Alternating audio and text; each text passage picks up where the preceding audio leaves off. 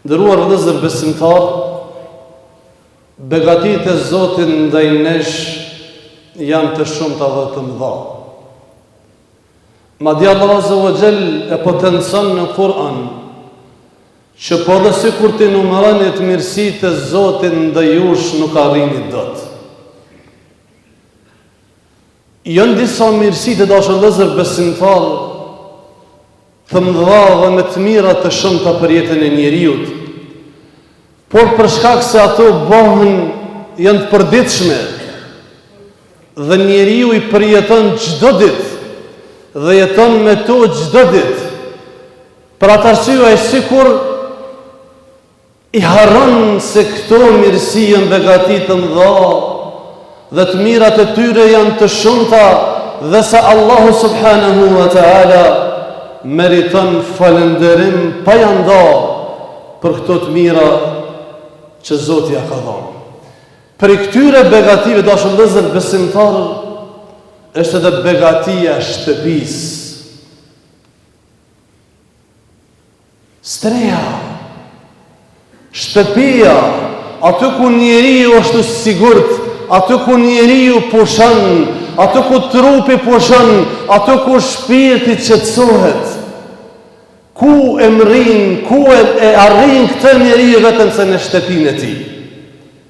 Begati e madhe, dhunti e madhe për Allah subhanahu wa ta'ala.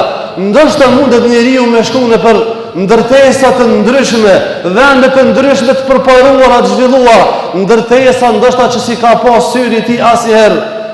Por kur vjen dhe futet në shtëpinë e tij, kënaqet se thotë që thotë s'ka më shtëpi.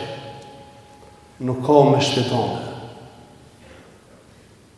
Kështu ka thënë Allahu subhanahu wa ta'ala dashur besimtar. Kështu ka thënë Allahu subhanahu wa ta'ala, dhe kjo është mrekulli prej mrekullive të Allahut azza wa jall. Wa ja'ala min, thot Allah subhanahu, wallahu ja'ala min buyutikum sakana. Allahu ka bërë shtëpitë tuaja qetësi, rahati, siguri. Vetëm në shtëpi njëri përjeton dashur vëllezër besimtar këtë qetësi, atë rahati, atë bukuri, atë kënaqësi, atë pushim, atë lodhje dhe askund tjetër. Andaj është begati e madhe. Po dashur vëllezër besimtar, shtëpia është mbulim për antarët e familjes. Është siguri për antarët e familjes. Aty janë të sigurt. Aty nuk duket avreti, aty nuk dalin fjalë jashtë, aty mbahen sekretet e familjes. Andaj dhe llogaritet se qëndrimi në shtëpi ose është llogarit, është prej veprave të mira. Thot njëri prej sahabive Abu Darda rahimahullah radiyallahu ta'ala anhu, ni'ma saw'amatu ar-rajul bejtuhu, s'ka vend më të mirë për burrin se sa shtëpia e tij. S'ka vend më të mirë për njeriu se sa shtëpia e tij. Pse? Po e sqaron. Yekufu fiha basarahu, e ruan shiqimin e tij mrena në shtëpi. Nuk shiqon haram, nuk i shiqon të tjerët. Wa yahfadhu lisanahu, dhe e ruan gjuhën e tij. Kurse një tjetër sahabi thot ashtu Zot Qatada radhiyallahu ta'ala anhu, thot kana al-mu'minu, tregon se çysh ka qenë më herët. Thot në kaluarën besimtarin nuk e ke taku ose se ke gjetë vetëm në 3 vende. fi mesjidin ya'muruhu, në xhami në cilën falet dhe në gjallë xhamin. Në xhami burri ka hije me shku, jo vetëm xhumave, por edhe vaktet ditore të dashur vëllezër besimtar. Është pjesë e rëndësishme e fetarisë së njeriut lidhja e tij me xhamin. Lidhja e tij me xhamin. Andaj thot ky sahabi nderuar, më herët burrat i ke gjetë në 3 vende, në xhamin cilën është fal, në shtëpi, yasturuhu, në shtëpi që mbulon, e rrethon, e ruan, e siguron, ndihet i sigurt, ose nëse del me kry ndaj detyrë dhe ndaj punë që është e lejuar. 3 vende është vëllezër besimtar, në shtëpi, në xhami, në shtëpi dhe me dal kur ka nevojë. Kështu po thot sahabiu Qatada radhiyallahu ta'ala anhu, kanë qenë besimtarët kalurën.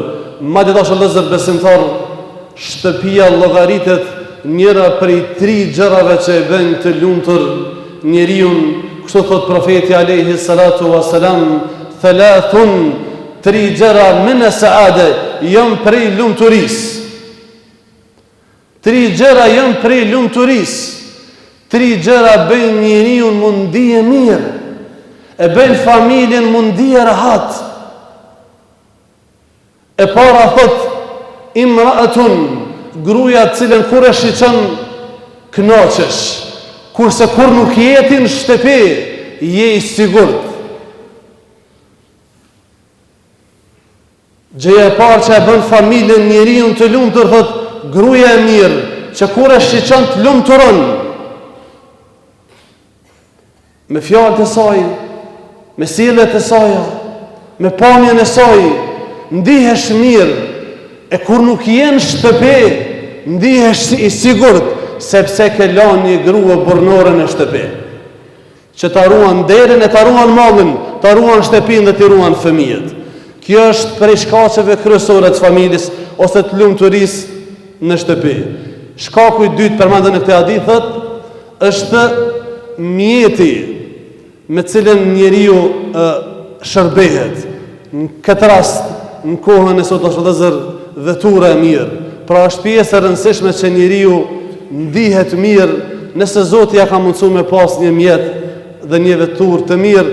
Dhe shkaku i tretë që e bën njeriu të lumtur në këtë hadith është shtëpia e gjerë, e bollakshme, që njeriu t'i jap komoditet ose vëllezër besimtar me bën një jetë mirë. Profeti alayhi salatu wasallam të nderuar vëllezër e kishte shprehi në hadithin që transmeton Enes radhiyallahu ta'ala anhu, që sa herë shkonte në shtratin e tij, në çdo natë, para se mëra me fjet, e falenderon të Allahun subhanahu wa ta'ala për këto nimetet shumëta që ndoshta neve harrojmë shpesh herë se Allahu na ka dhënë shumë. Kur kemi pas, po flas si popull dhe si vend, këto kushte, këto shtëpi, këto të mira materiale, kur kemi pas më tepër se sot? Nuk duhet shumë larg me shku me shiqu. Para lufte, nuk po flas para 100 vite, para 30 viteve, ndryshe ka qenë populli dashur vëllezër besimtar, ndryshe është sot elhamdulillah. E profeti alayhis salam dashur vëllezër e kishte shprehi kur shkonte në shtratin e tij, thoshte elhamdulillahi alladhi saqana, at'amana was-saqana. Falënderimi takon Allahut, i cili na dha me hongër dhe me pi. Begati e madhe. Wa awana wa kafana wa awana, dhe na dha rrezik dhe bereqet, kafana na mjaftoi me gjitha të mirat, wa awana dhe në streh na dhuroi. Subhanallah, na dha me hongër, na dha me pi, na dha të mira të shumta, dhe mbi gjitha streh dhe shtëpi na dhuroi. Dhe sa po vazhdon hadithi, e sa njeriu dashur vëllezër besimtar nuk ka çka me hongër, nuk ka çka me pi, nuk I mjafton ushqimi dhe pija e tij, dhe mbi gjitha nuk ka streh mbi kokë.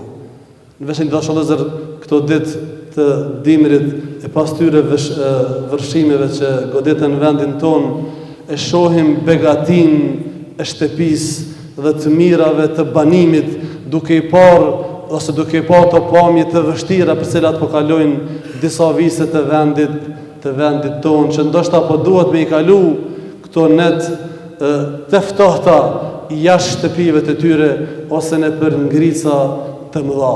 Por kemi edhe shumë dashurëzë besimtar, shumë musliman të cilët për shkak të luftrave të cilat i kanë godit, ata janë duke jetu vërtet jashtë në për tenda, në për kushte jashtë zakonisht të vështira.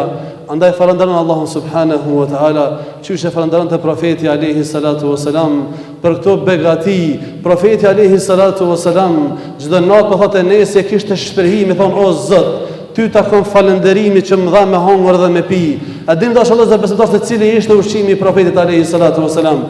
Me çka ushqej familja e profetit alayhi salatu wasalam? Dhe ai megjithatë po e falënderon Allahun azza wa jall çdo natë. Thot njëra prej bashkëshorteve të tij, thot ka ndodhur që 3 muaj ditë në shtëpinë e profetit nuk është ndez o gjaku. 3 muaj ditë nuk është ndez o gjaku në shtëpinë tonë. Pra nuk kemi pas çka me zi, s'kemi pas çka me pjek. Dhe i kanë thonë, po cili ishte ushqimi juaj, me çka ushqeheshit ju? Familja e profetit alayhi salatu wasalam thoshte me hurme dhe me ujë. Hurme dhe ujë profeti alayhi salatu wasalam, dhe prapë falënderojmë Allahun azza wa jall për të mirët që ja ka dhënë.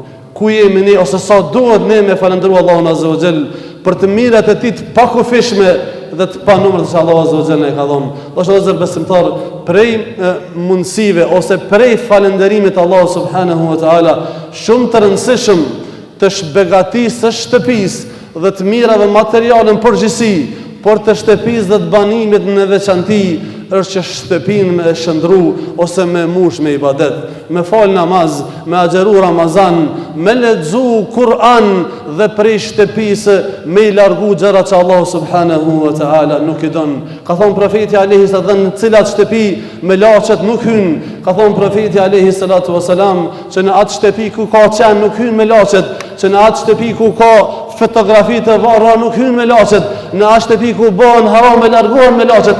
Andaj dashur besimtar, bëni shtëpitë tuaja të ngrohta për vete, për familjet tuaja, por edhe për të dashura, edhe për me laçet Allahu subhanahu wa taala, të cilat din. Andaj ka thonë njëri prej sahabëve, dashur besimtar, ka thonë Kur'ani, dashur është ma'dabetullah azza wa jall, është sofra Allahu subhanahu wa taala. Andaj ka thonë, merrni sot keni mundësi prej kësaj sofre, ushqeni sot keni mundësi prej kësaj sofre, pra ushqenu prej Kur'ani, lexoni Kur'an sa më tepër, sepse është dhunti Allahu subhanahu wa taala, është ushqimi Allahut azza wa jall për njerëz, pra njerëzit kanë dobi. Andaj ka thonë ky sahabi i nderuar, shtëpia më e varfër është ajo shtëpinë në të cilën nuk ka kur gjao prej Kur'ani. Shtëpia më e vogël, shtëpia më e varfër është ajo shtëpi antarët e secilës, banorët e secilës nuk dinë kur gjao prej Kur'ani, nuk lexojnë kur gjao prej Kur'ani, nuk lexohet Fatiha, nuk lexohet Kul huwallahu, nuk lexohen kulullat e kështu me radhë. Dhe ka thonë në fund ashtu vëllezër besimtar, kurse në atë shtëpi të cilën lexohet surja Al-Baqara, shejtani nuk afrohet afër saj.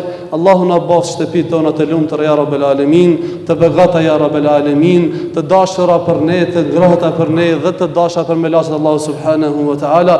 Allahu na dhash shtëpi dhe familje të mira dhe të lumtura ya Rabbel Alamin. Aqulu qawli hadha wa astaghfirullaha li wa lakum fastaghfiruhu innahu huwal ghafurur rahim.